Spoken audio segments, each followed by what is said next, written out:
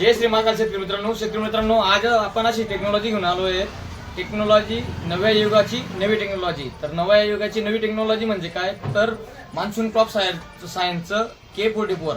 तर K44 म्हणजे काय शेतकरी मित्रांनो, तर त्यामध्ये 5% नायट्रोजन आहे, 44% ऑक्सफर्ड मधला पोटॅश आहे. तर ऑक्सफर्ड मधला पोटॅश का, आपण पारंपरिक आतापर्यंत बरेच पिकं घेत आलेलो आहोत, बरेच फळबागा घेतो, टरबूज घेतो, खरबूज घेतो, त्याला आपल्याला पोटॅश द्यावाच लागतो शेवटी फळ फुगवणीसाठी, कारण ती गुणवत्ता पण आपल्याला द्यायची असते व्यापाऱ्यांना. तर मग आपण जो पोटॅश देतो तो अवेलेबल होतो का पूर्णपणे, तर तो काही प्रमाणात होतो.